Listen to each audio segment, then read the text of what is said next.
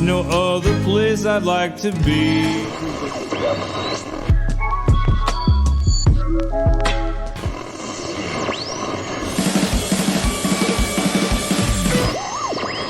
They're essentially just using those people as a marketing tool, which streamers and Magic are just marketing tools anyway. Yeah, that's what I mean. If you're looking at it from like the company aspect. Well, it's, hey, this person is promoting our game. Let's make it easier for them. Some companies really don't look at it like that. I don't know how familiar you are with TikTok. It's going to get blocked, bro. I don't think that's ever going to happen, but there was like some college kid in Ohio, and just as like a side gig, just to afford probably like beer and maybe tuition, I don't know. But he worked at a Sherwin-Williams, and apparently he was super good at mixing paints. So he started like a TikTok account for him, like mixing different colors of paints and stuff. Sherwin-Williams found out that he was doing it, and instead of them celebrating this kid for getting an entire new crowd into paint mixing and probably getting them business, they fired the kid. Yeah, that's stupid on their end. Playing on his phone at work. There's Lauren's sister. They're like in high school. Their age, who make more money than that. Yeah, because of TikTok. Thing. Doing those goddamn dances and stuff. And hey, man, like, do what you got to do. Like, get that house on. They could pay off. That's a source of income. My girlfriend's big into TikTok. She like watches them all fucking day. And like she'll send me some of them. I'm like, okay, these are funny. And then she'll send me some of them. I'm just like, I genuinely don't get it. I've never felt older. I view it as like, have you ever YouTube something how to? Oh, yeah. Every time I need to figure out how to do something, I YouTube it. It's like a super condensed version of that. Cooking tips, there's all sorts of shit. Because I thought it was just people doing dip. That's really what I thought the extent of TikTok it was. Because I genuinely don't give a fuck. I don't have a TikTok. I probably never would. And Lauren was like, no, apparently like there's a whole bunch. Because there was a commercial for it. It's like learn on TikTok something. Or TikTok knowledge, something like. Yeah, I genuinely have no clue what TikTok is. Why couldn't I have just been famous? Right. I bitch at my parents all the time for how dare they instill me with a work ethic and morals, and not just be super loaded and buy my. Yeah, that could have been much easier. I know. If you can't tell, I'm being sarcastic.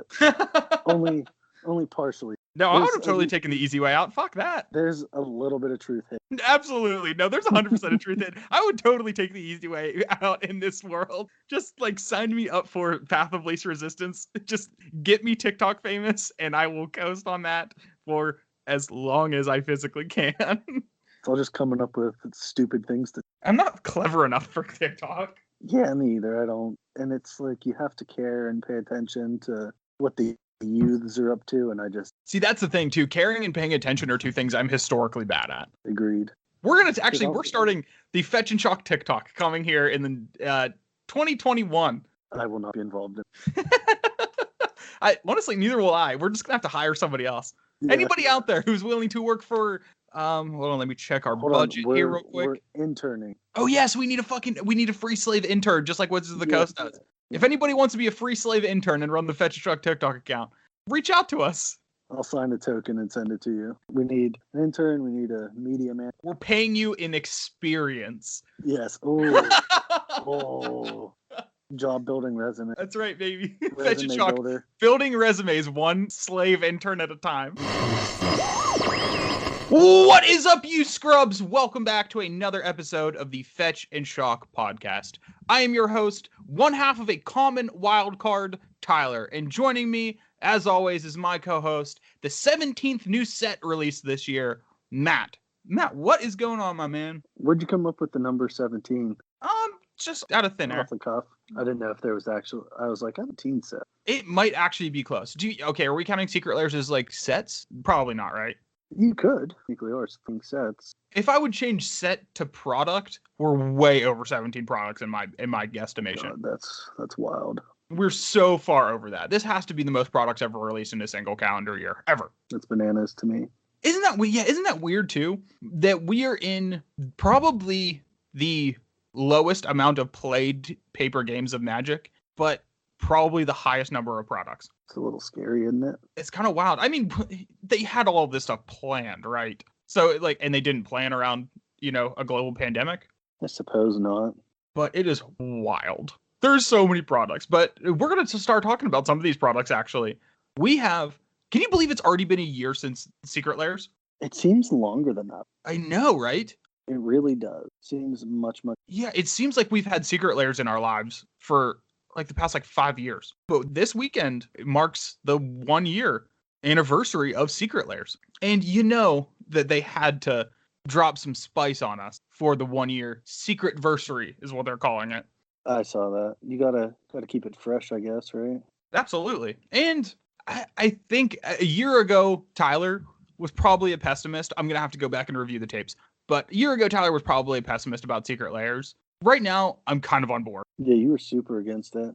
Okay, at least you remember that. I was just going to go back and say that I was, just because I know myself. I'm pretty sure I was against. We were probably both pretty sour on this, honestly. But now I have a complete change of heart on these. I kind of love Secret Lair. There's like one or two things about them that do kind of sour them a little bit. Like, I wish LGSs could get a hold of them and sell them. Like, I wish they could help smaller game stores Rather in some than capacity. Just Wizards Yeah, instead of you just literally just handing the money to Wizards and Wizards just putting it on top of their stack of trillions of gazillions of dollars. I don't think they make that much, but I get your point. Might be a little bit of hyperbole, but who knows? There's Scrooge McDuck over there. Wizards is just diving into piles of gold coins. But beyond that, I think Secret Lairs are pretty much just a unanimous success. They've been very popular. Just make something that people want, and you're set. Yeah, and I mean, these new releases, they released, what, 5 of them? Yeah, 5 new Secret Lairs Yeah, I think, for this drop. Counting. And all of them are fucking dope. Just off the bat, what's your... Oh, my favorite, and I think this is my favorite Secret Lair, like full stop, out of all of them, all 150 Secret Lairs that we've had. I love the Party Hard Shred Harder. I knew that's what you were going to say. Absolutely, they are so good. And I think I might have an idea of what yours is. But what is yours? I personally like the idea, Squirrels one, but they could have done better. Like the cards there. As far as just like actual card power and value? Yeah. Yeah, I think you're right with that. I think that's probably a fair assumption. Let's go through and let's touch base on all of these. Let's start off with a box of rocks. This one is all mana rocks. And which format is known for its mana rocks? Commander. You nailed it. Which, I mean, it's kind of also an overarching theme with almost every single Secret Lair. It's also very, very popular in Cube. Yeah, Cubes and Commanders. Yeah, is where the mana rocks come from. But in this specific one, you got... That'd be a good name for a podcast. I'm going to start a podcast. Cubes and Commanders. Okay, we're just going to rebrand the Fetch and Shock. In coming 2021, we're just going to completely just overhaul it. Change the name, change the logo. We'll probably just get new co-hosts. Just get rid of both of us, and then 2 other people just come in and just start something different. Yeah, so we're looking for replacements I'll take us on 10. No, we got some pretty spicy cards in this one. You got Arcane Signet, Chromatic Lantern, Commander Sphere, Darksteel Ingot, Gilded Lotus. All very, very good Magic the Gathering cards. Especially in Commander, yeah. They're very, very popular. And these arts are sick. One thing I do like none of these cards are... No, but they're all hyper useful. No, I agree completely. But the art style of these, it's like I defined it as a techno vomit, but it's like just like a hyper saturated like pop art style. Yeah, pop color, a lot of color, a lot of... Do you have a favorite art out of these? Absolutely, the Commander Sphere with the Zen Frog. He has 2 different color eyes, I just noticed that. Yeah, you know Homeboy did some shrooms. Oh my god, this is the psychedelics trip. Yep. Secret Lair. Absolutely. We really wish they would have saved that for the fungus one, but the beggars can't be choosers. I think that's a little too unnecessary if they had done that. Honestly, just do it, though. That would be so funny. Would be pretty fantastic. With just pictures of Liliana and Jace just tripping balls. Yeah, just eyes so freaking dilated. Just Slimefoot just gooing out. God, fantastic. But yeah, the Commander Sphere is a sick art. My favorite is, I think, probably by far the Gilded Lotus. Yeah, I figured you. That one's good, too. It's oddly creepy, which it's creepy serene. Yeah, it's weird. But it also is like that Gilded Lotus on it. It's really hyper reminiscent of the actual Gilded Lotus art. Especially the one from, Dominaria? It looks like Gilded Lotus, which is, that's really, really cool to me. It's kind of a far departure from the other ones. Like, the other ones are all kind of like really bright, super saturated color, really out there arts. And this one's just like a creepy girl with wings popping out of her head, just looking at this metallic flower. Yeah, she's like coming out of the water, right? Yeah, it's almost like a swamp thing kind of thing going on, which I definitely dig. The next one. You Dig it. And this also another thing to mention about this one. I love that they're now doing options. I know we talked about it last time because that was when they kind of rolled out this, like you get the foil or non-foil versions. I'm glad to see they've continued that. Yeah, because not everyone likes. I don't give a shit if you like them or not. It's just cool that they mix it up. Yeah, options are nice. I mean, I fucking hate foil, so like that's right up my alley. But the next one, and this one is, for the theme at least, probably the one I'm most excited about. It is the art series Seb McKinnon. Yeah, that one's pretty. And I don't think it's a stretch to say that Seb is probably the most player acclaimed artist in Magic right now. Yeah, he's definitely got some wild ones. I don't think that there's a are just- single, there's not a Magic player Like- that has like that started playing in the past 5 years that don't know Seb's art. And most of those players probably like Seb's in their top 3, if not top 1 favorite artist. Some of his pieces incredible. They're just so different. I think that's what's so striking about them. They are unlike a lot of other Magic artists. Like there's some very very good traditional artists that do pieces for Magic the Gathering. And Seb is just like, I am completely over here in another world, but you can still see the art on the cards, and it is awesome. Yeah, he is quite good. I'll give him. One thing take that about away this, from him. One thing about this that I wasn't crazy about, but then I did some more looking into it, and now I'm totally on board, was the card selection. In this one, you have a Damnation, you have Enchanted Evening, you have Sower of Temptation, and you have a Swamp. And at first glance, I was like, why? Like, why were these the cards selected? I was about to ask, what's the significance? And it is because, and this is what I love about it, and this is why I'm really excited about this, because this opens doors for other artists to have this. Like when they do the Ryan Pancoast Artist Series Secret Lair, I'm buying that with zero hesitation whatsoever, because it's going to be fucking gorgeous. Not surprised. But on Seb's Twitter, thread is still up, so you can go see it. It's pinned on his Twitter timeline, so if you just go to @SebMcKinnon, you can read this too. He explained that when Wizards approached him to do the Secret Lair, they were literally just like, "Hey, dude, pick what cards you want to do and go fucking nuts." Just do you, man. Yeah. So like That's kind of what every artist, absolutely, that's like the dream commission for an artist, right? especially for a card game like this, like not, hey, we're trying to make it like fairy tale, artifact, metallic. Just do whatever the fuck you want. Yeah, Go just like wild. here, just find cards that you dig and go to town. And that's what he did. And in this Twitter thread, he goes through like his thought process, and he made like a story out of these arts and then like picked cards that fit that story. Yeah, that's really cool. It's so sick. And like reading about it and getting to see like peel back that layer and kind of get underneath the cards and figure out exactly what he was going through when painting these and making these. Hoo-wee! It is so goddamn cool. So, can you give a quick synopsis, like a minute and a half of what it was? I mean, More I could in-depth. do a quick breakdown. If you want to read the entire thing, you can go into Seb's thing and get more into detail than I plan on getting with this. But basically, he started out with the swamp, and if you look at the swamp, there's like a knight kind of walking through, and that was the main character in this, and that kind of just introduces the character. And then he's walking through the swamp, and then you get to Sower of Temptation, where he's like visited by like a fae. And then it moves, I believe, to Damnation, which is like just like this big battle scene. And then Enchanted Evenings kind of like the final chapter of like everything kind of like resettling and getting like rebirthed and stuff like that. It's so sick. Sounds pretty cool. And also, I believe it's in this thread as well. The Damnation, it is one of the very few Seb arts that's not digital. It's actually a physical piece of art. So that makes it even more wild, as he's not No, he does not do do that. physical pieces very often. new level of wild. And let Pretty me, cool. I'm pulling it up right now. The auction, if you want to get in on this, the auction ends Saturday, November 28th at midnight. It is currently $20,000 is the high bid. So if you got, a car that you don't want to buy and instead buy a piece of art, go over to the MTG Art Market Facebook page, and you can, I don't know, throw your spare change at this thing. Who is fucking dropping these? Like, who's dropping 20 G's? Like, Somebody- who are those people. With a very fucking good job. Just that's the only. Yeah, I mean, if you're that stoked on art and you have the money laying around, that's actually a solid investment. If you like art, I guess. I mean, art's always a good investment. It's not like easily tanked as far as like the market price goes. And with something like Seb too, you know that that's going to hold value. Yeah, seems like a big enough following. Yeah, he's a beast. But speaking of artists that have a cult-like following, we have a pseudo artist series in another one of these. Not a Magic artist though. It's Bob fucking Ross. Oh yeah, I was wondering where you were going with. I was like, what are you even talking about? But yeah, The GOAT. You got to paint those happy little trees, my dude.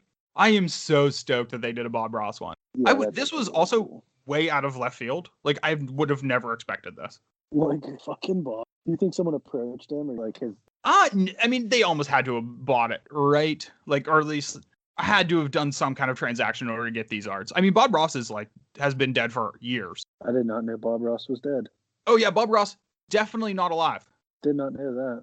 Breaking news from the Fetch and Chalk boys: Bob Ross, who died in like 2015, I'm guessing. We're to find out right now. I definitely didn't know that. Sorry, Bob. Oh my God, no, he died like a long time ago. He died in 1995. Oh Jesus, yeah. Well, yeah, it turns out, we're breaking news from 1995 here in 2020 on the Fetch and Chalk podcast. Yeah, Bob Ross, notable artist, also dead person. Notable dead person. Yeah, definitely was not aware of that. But if you want some of his art that is now immortalized permanently on small pieces of magical cardboard, you now have that. And this set comes with 2 plains, 2 islands, 2 swamps, 2 mountains, 2 forests. All the happy trees in the world. And this is another one that you can get both in foil, not foil. And some of these are stunning. I did not know that Bob Ross painted stuff this dark. Like the swamps are actually pretty spooky. Don't be talking shit on Bob Ross. You know homeboy is. Oh yeah, he comes prepared. He some- wasn't playing around. He got some. Bob Ross just opened art up to the masses and also now is on Magic the Gathering cards. Like, what a world. 2020 is a crazy year. Fucking wild year, sure. Yeah, I think I saw a lot of people were really excited about that one.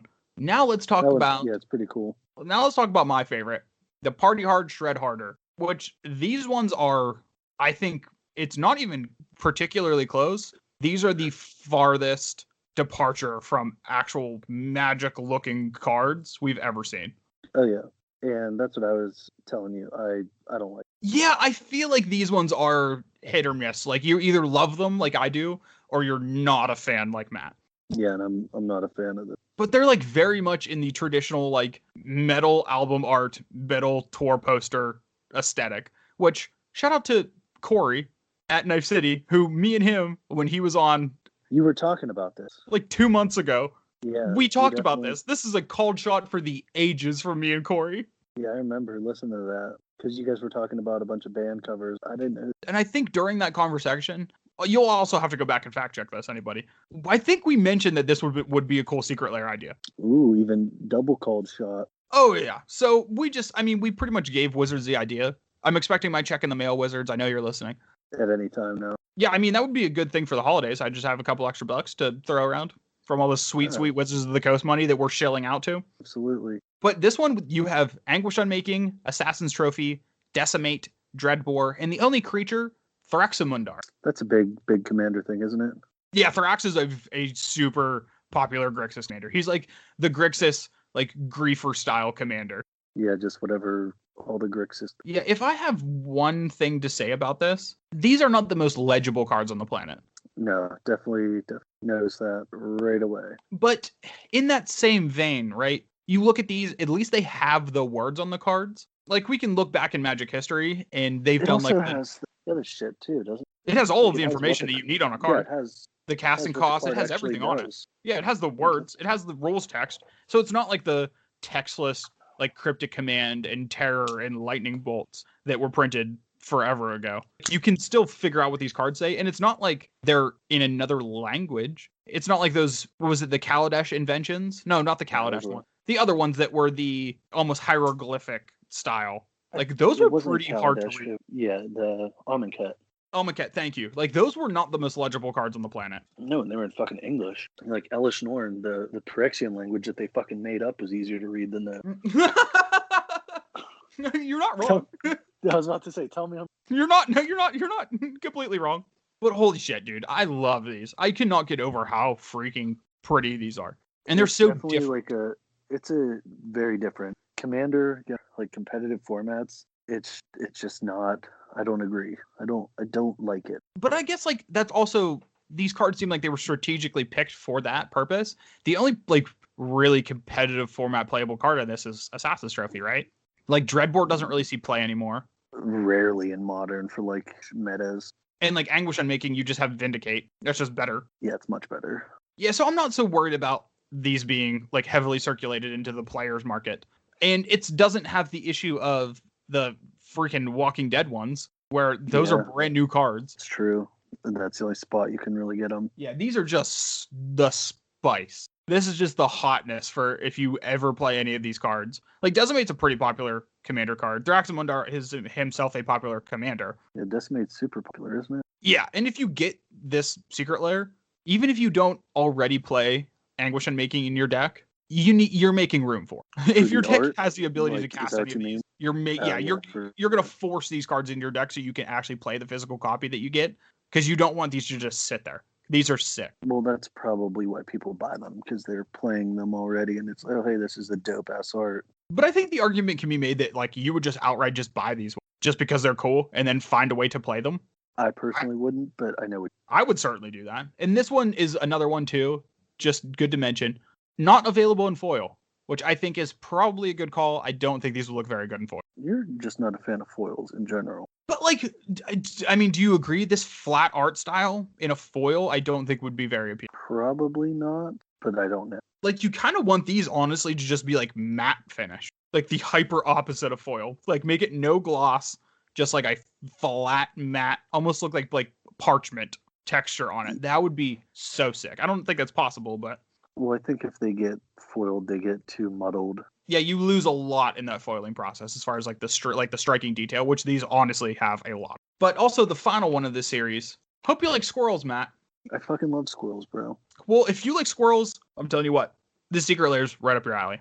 It's all squirrel cards. It isn't. Yeah, but this is what I was referencing earlier when we were talking. They had such a good chance to put so many better squirrel cards. Is Earthcraft banned? And I guess that's not tarot card. Yeah, I feel like that's not really a squirrel card, is it?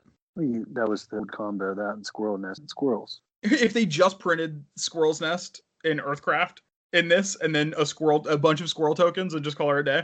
Is that legal? I don't think that's legal in Earthcraft. But I don't think it is, because I feel like we would see that more frequently than we do.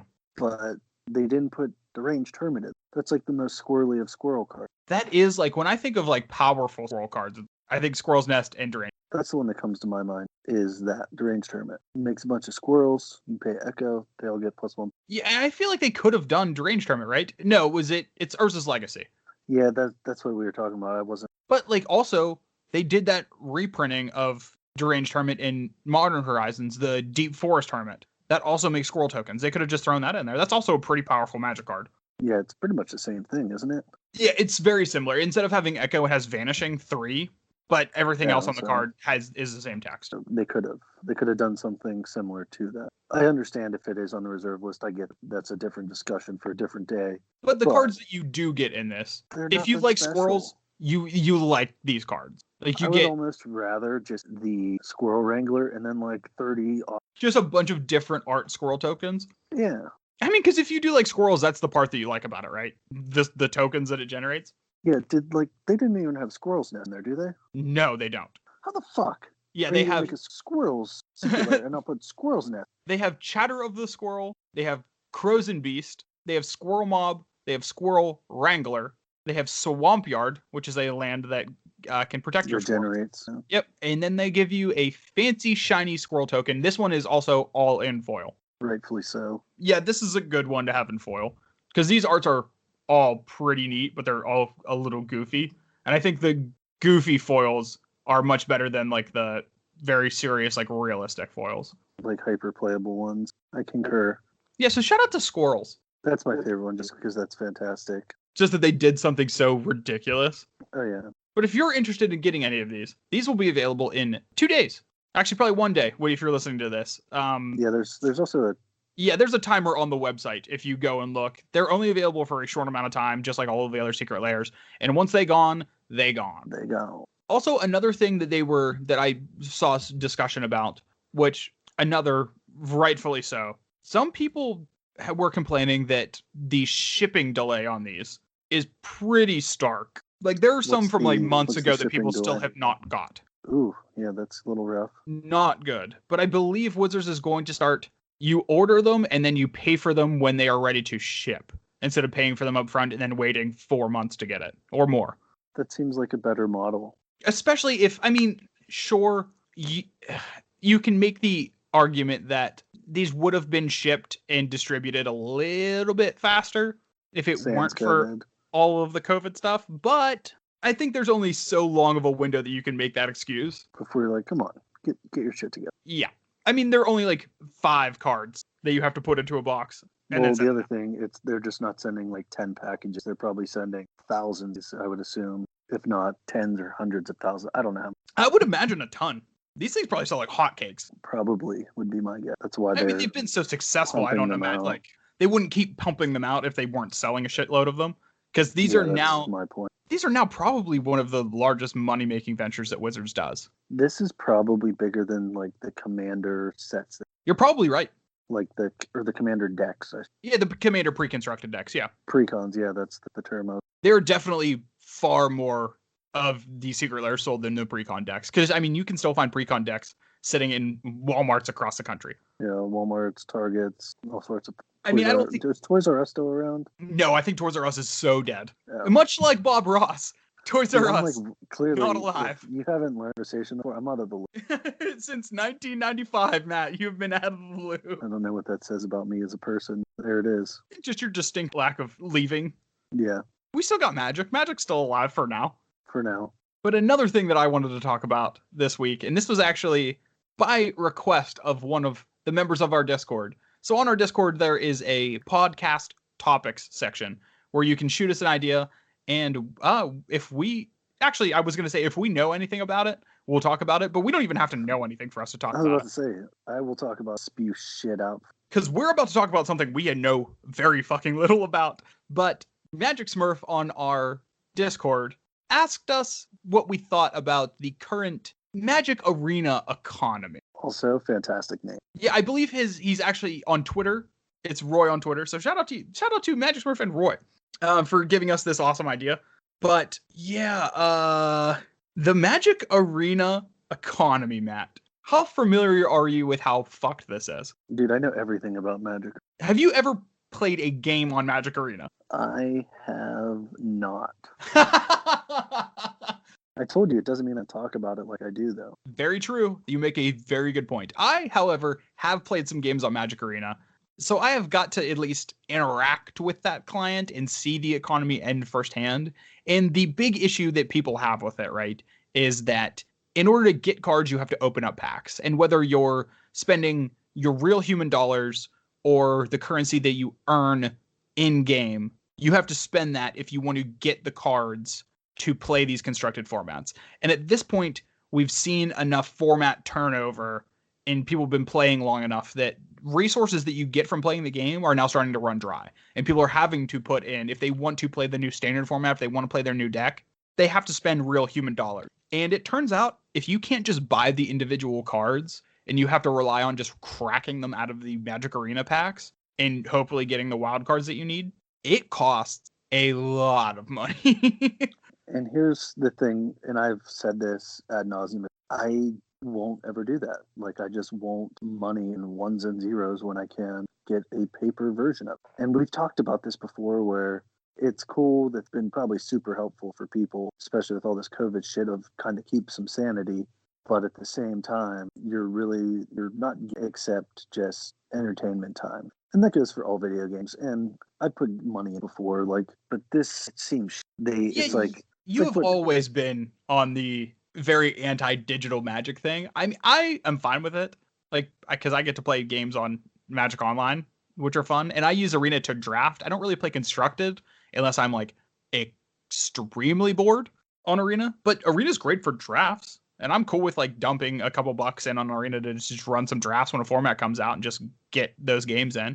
Yeah, it's good for that aspect of, but for the playing standard, it's not the best. And it's like a drug dealer. They always give you a taste first, and then they want you coming back for more. And it's a good business. Well, don't get me wrong. There's a reason they do it that way. They make money off of it and can continue to run it. I understand that. It's just, they just won't ever get my business. And that's the thing too. like now that we're discussing this, we kind of have to look at it from two lenses, right? You have to look at it through the lens of Wizards who, if people are still playing the game, they're not going to change anything about how the economy works if you're still dumping money into it. If they make it easier for you and you have to spend less money, that's less money that you're just directly injecting into their pockets. They have no There's reason no to change that. advertising. They love that shit. On Magic Arena. For like other things, no. Yeah, I didn't think. Well, most companies don't advertise other companies' Yeah, products. I mean they do just like little things about like things that are going on with Arena and with Magic, but outside of that, no. Yeah, that's not a way to make money from ad revenue, that's what a lot of free games or like light pay or low to pay to play games do to be able to afford to basically keep the game running. Yeah, mobile games are So the perfect example of. yeah, so I get it. That's why they have it this way, because you want to keep playing. Someone has to pay for it. They're just not going to, out of their goodness of their heart, say, here, everyone can play this for free while we pay salaries of IT crews and coding, all of this shit. Oh, yeah, absolutely. But there's also the lens to look at it from the player standpoint. A game that is easier to continue playing is going to make Wizards more money just from the virtue of more people sticking around. So there are some easier ways that they can modify the economy. Let me stop you right there. Companies make more money from new players than long term for games like this. Yeah, that's true. But also in the world where these are rotating formats, the players that are playing the longest, especially through a rotation, they have to re-spend that money every 3 months or something to get the new cards. Yeah, that's true, I suppose. But again, there are some ways that Wizards could do it. A lot of people have mentioned that if there was a way for you to like dust cards, like if you could take like a play set of something and just turn it into wild cards to be able to use on something else. Like if you could take 4 rares and dust them and get 4 uncommon wild cards. I think that is actually like something that would be relatively easy to do, and I think would be a net positive for everybody involved. I agree with that. To be able to kind of sacrifice or, let's say, create something. So, like, you use the example of 3 rare cards to get something else, like as a trade-in or something. Is that what you mean by that? Kinda, yeah. Just like being able to use resources that you've got that you're not currently using to put them towards something, obviously at a poor transition value. Like a 30% cut or something. Yeah. Like, say like you have you wouldn't 100... be able to do like straight trade apple for orange, but you would be able to trade like, I'm going to trade these 4 cards for 1 of another resource. Are these cards assigned a value at all or no? I mean, there's like common, uncommon, rare, mythic, rare. So let's say 10 commons for an uncommon, 10 uncommons for a rare, 10 rares for mythic. Yeah, something exactly. Like that. Something like that. It would still require you to buy or pay for other resources, but it would be less. It would lessen the load. And that seems like it would be so simple. It might just honestly be doing it, like implementing it might be more difficult than you or I know, because I know like very basic coding, and that's about it. Oh yeah, I definitely know dog shit about that. The best thing I can say is download and copy script, like copy and paste JavaScript to get. Oh yeah, I can definitely I can copy and paste my dick off, but actually creating something from scratch, nope, couldn't catch me dead trying to do that. Yeah, I know it's like there are programs, obviously you can do it, and I learned about it in high school.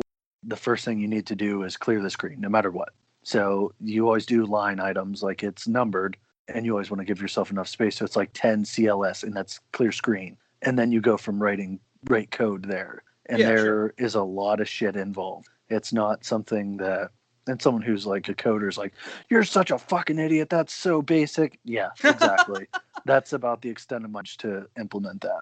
Oh yeah, I know. Admittedly, dog shit nothing, but like they have professionals to be able to do stuff like this. Like they built the game, and the game runs relatively smoothly. Implementing something like that cannot be that difficult. They pay people like salaries to do that. I would assume not. I would agree with you there. The biggest thing might just be there might not be that big of an outcry to do it yet. That's fair. I have been seeing more and more people talk about it as the days go by, because like I said before, we're kind of getting to that point now where people have been playing for long enough that their resources are now running dry, and they're getting to see that, oh, I actually have to spend money to be able to play this game like I have now come accustomed to. Which honestly, could have been just how they fucking drew it up. That like we could. That's what I mean. just They walk give you right they give into you a their trap. taste. Yep. Yep. That's what drug dealers do. Like, Wow, I oh can't hey, believe Wizards of the Coast is a drug dealer. you're goddamn right they are. I can't believe I'm the first person. It's actually it's a They- pretty close comparison. They give you the taste, then you got to pay for. Yeah, have our sweet cardboard crack, and then Fetch, you're just disclaimer: Fetch and Shock, Tyler, myself do not endorse drug dealers. No, we do not support the drug dealing. I mean, if that's your hustle, then fucking yeah, whatever. If people are now going to start becoming drug dealers to be able to afford their Magic Arena addiction. DM me. Can't believe you'd say that, Tyler. We got that pure Peruvian cardboard over here at Fetch and Shock. The cardboard crack is a real thing. Oh my god! Yeah. Cardboard crack con. It's like that one character from Chappelle's Show. That's every single Magic the Gathering player. My teeth are itchy. Let me tell you something, Joe Rogan. Yeah. Smoke rocks. God damn, that's funny. But yeah, I mean, like it's a tough topic to kind of discuss with any kind of nuance. It's easy to say like thing is broken, fix thing, make it easier for players to play the game.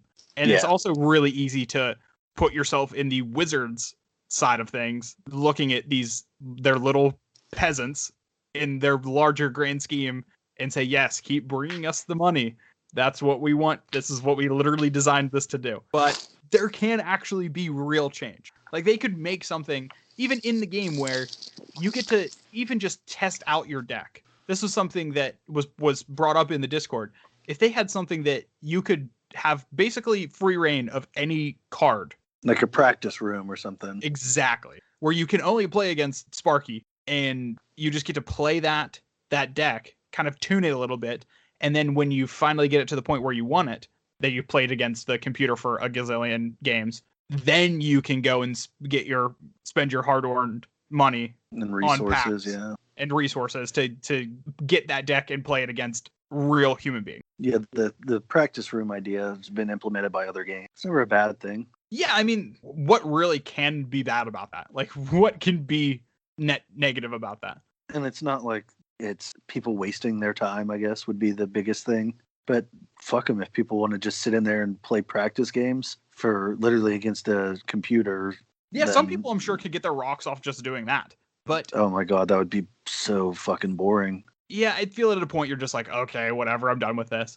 But I mean, you could even make the argument that if people have access to that, they get to run more decks and try to test things out. Which they might end up spending more money. In turn, they're going to spend more because now they have like 7 deck ideas that they have finely tuned that they want to figure out and actually run into leagues. Yeah, you're not wrong. It's the goddamn crack addicts. The cardboard crack addicts. Oh, that's funny. Welcome to the Fetch and Shock Drug Dealers podcast. So hopefully Magic Smurf, #Roy, that might, hopefully that answers how you feel. You learned, what did we learn?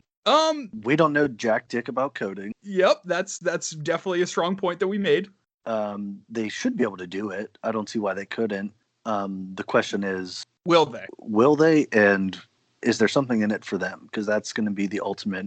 That's the bottom line. Yeah, that's the factor here.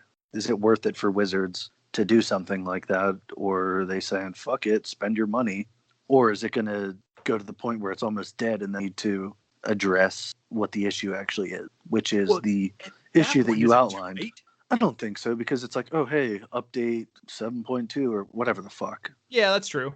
I mean, you just don't want it to get to that point and like see like a big drop off. Like you want to be more proactive than reactive about something like that, especially from the company standpoint. You want a steady increase. You don't want the bell curve. Yep, like absolutely. Methodology where you go up, you peak, and then you go down and you keep going. You kind of want either a steady rise. You never want to plateau or plummet. So you always want that steady rise. Which I haven't seen the numbers, and I don't particularly care.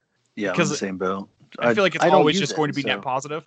Like I even use it, and I don't want to see the numbers because one, it's going to make me feel really bad because I'm like, God damn it! What? And two, I feel like there's too many assumptions that can be gleaned from seeing those numbers that you don't actually know what's going on. You just get to see this one small representation of how the growth is working, but you don't see what people are talking about behind the scenes. You don't see like where those numbers are being pulled from and how it's being accumulated, because the people at Wizards are looking at those numbers and have a very different perspective than we. Oh, absolutely. Their numbers might be at the highest they've been. Absolutely. I mean, and I wouldn't be surprised if they weren't. Yeah, especially with everything that's been going on.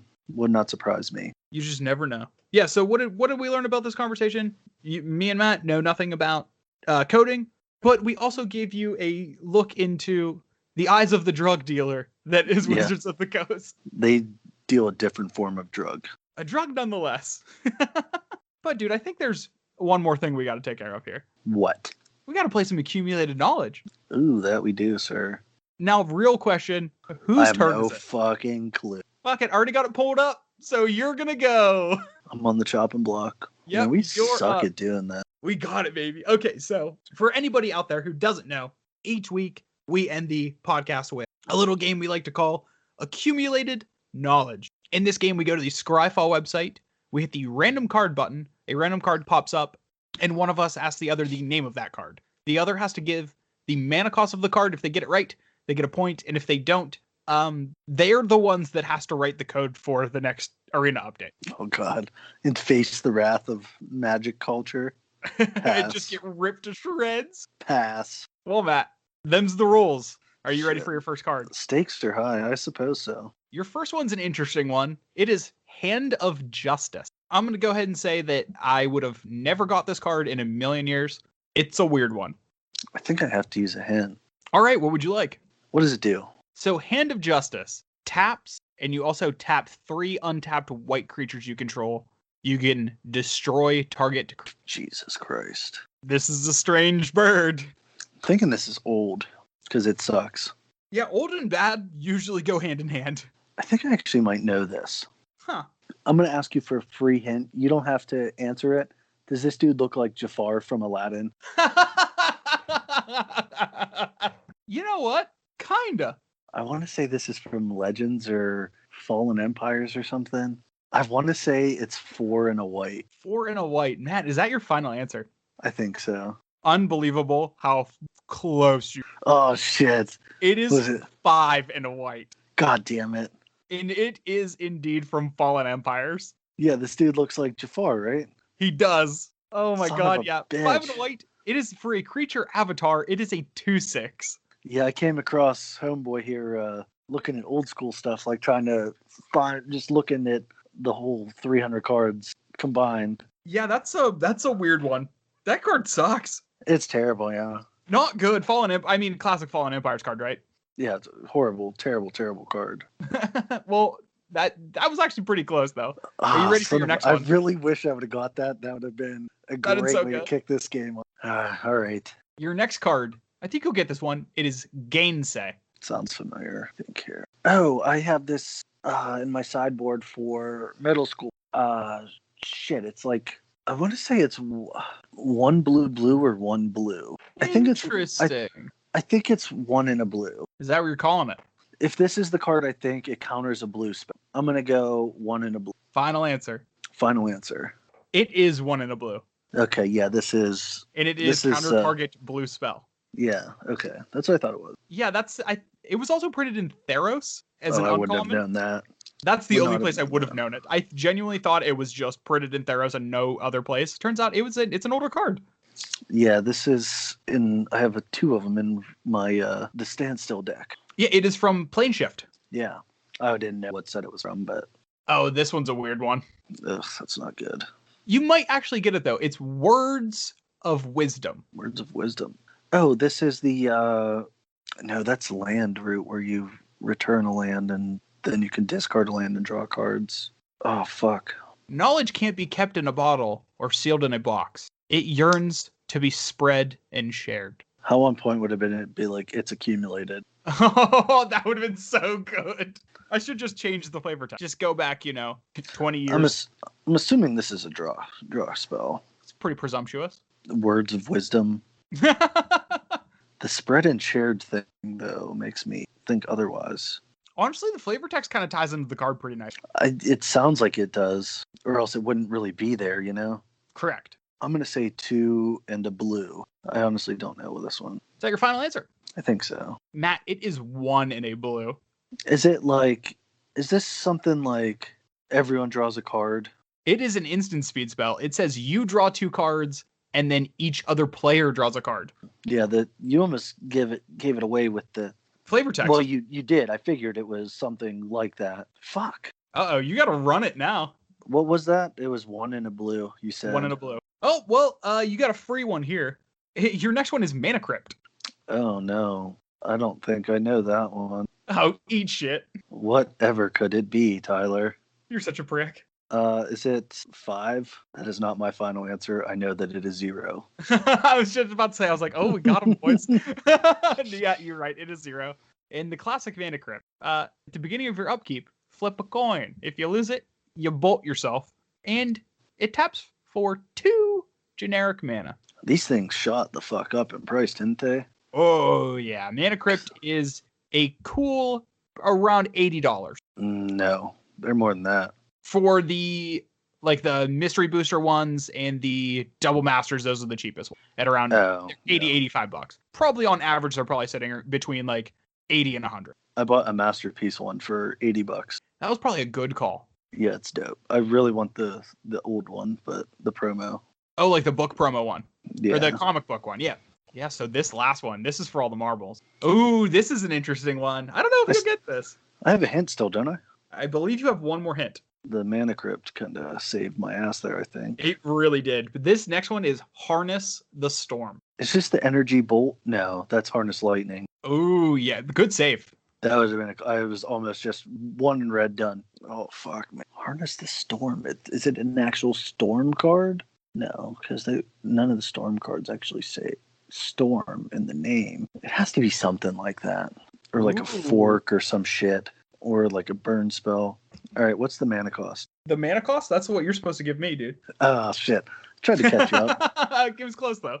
Hey, if you're not cheating, you're not trying, right? Valiant effort. What's this thing do? So, Harness the Storm says, whenever you cast an instant or sorcery spell from your hand, you may cast target card with the same name as that spell from your graveyard. Fuck. Is it Burning Vengeance that's the one that pings stuff when you cast something from your graveyard? I think so. That sounds familiar. I don't know if these are in the same set or not. I don't know what the fuck this is. I'm assuming this is an enchantment. It doesn't sound like an artifact. Well, Matt, there's no place like a rooftop library in a lightning storm. It's where genius strikes. So it's either blue or red? Or is it blue-red? Ooh, it could be blue-red or blue or red. Or it could be white or black or green. It's not purple. I can almost 100% assure you it's not purple. You said almost, so you're saying there's a chance. There is always a chance. I'm going to get frisky. I'm going to go 1 blue-red. Oh, I like that. I don't like it enough to say that you're correct because you're not. Fuck. Is it 2 in a red? It is 2 in a red. It was either... I figured that would be it, but I didn't know, and I wanted to gamble a little bit. I love that gambling spirit. It is an enchantment, so you were right with that. 2 in a red from Shadows over Innistrad. Oh, fuck, that's why. Yeah, the set definitely wasn't going to give you any favors, but it was a rare, and it did, like, something? No, this sucks. It's not, I mean, I'm not saying it's great. Also, you still, as a reminder text on the card, you still have to pay for the mana cost of that copy. Oh, that's much worse. Yeah, it's significantly worse. Yeah, absolutely it is. Not great. Well, dude, you better start getting your coding up your coding back up to snuff because you've got some work to do. I would like to take the time to apologize in advance to all you Magic Arena fans out there. The next update for Magic Arena just turns everything into stick figures. If only I was that good. That's a real bummer, man. Get wrecked, bud. See, I think if I would have got Jafar from the beginning, I would have had the confidence to. Oh, then you definitely. Well, if you would have got Jafar, you would have won it. I guess so, huh? Yep. It's a game of inches, man. Oh, son of a bitch. And I just didn't measure up. How do you like that? Oh, look at you with the jokes. With the measurement jokes. Love to see it. I like to be the hero of my own story. What a fucking boring story. Depends who you ask, bud. That's very true. But I get the shout out this week. And I have one lined up. It is a repeat shout out, but I'm going to let it fly because I said so. I will allow it. We're going to shout out 2 good friends of the podcast, the Mana Rock boys, Lane and Oni. Both of them have been on the podcast to talk about various things, but I wanted to give them an extra little shout out right now because it's the holiday season. being in a giving spirit, they're doing a giveaway on their Twitter, which is at Mana Rock Podcast. And they're giving away some sweet shit, including a foil Jeweled Lotus. That's pretty dope. That's the new thing, right? Yeah. Yup. So go over there, check out, it's their pin tweet.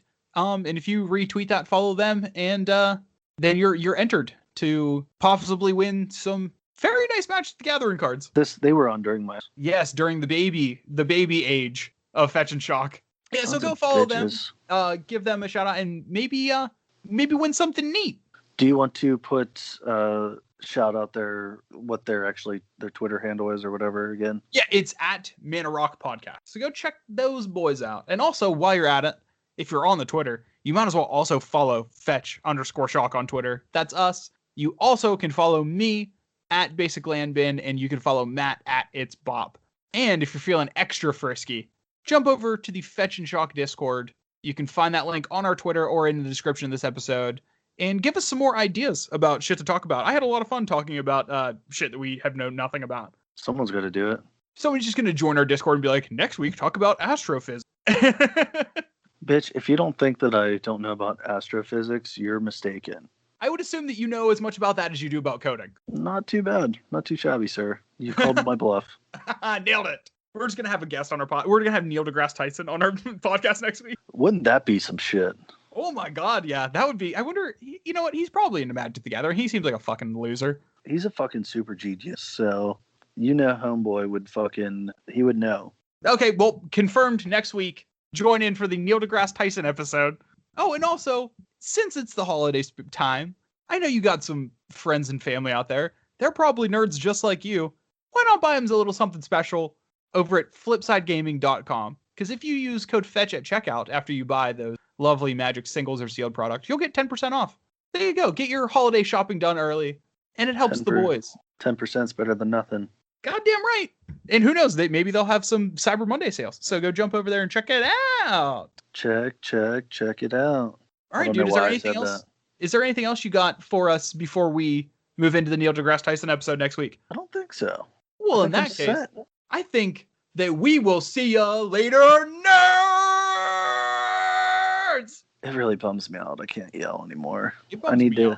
I'll make whenever I come back, bro, to be able to yell. Fuck, you better watch out.